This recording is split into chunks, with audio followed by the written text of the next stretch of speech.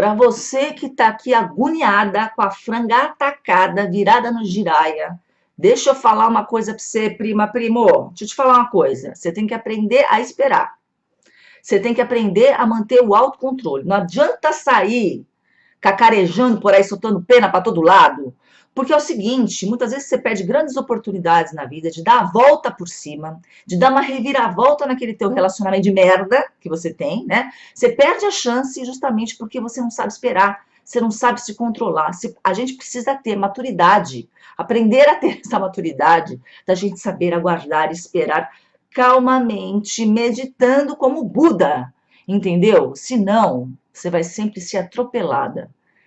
Esse é um dos temas da minha palestra nova, que está lá no mulhercafé.com, chamada Como Ser Valorizada no Amor e na Vida. Um beijo.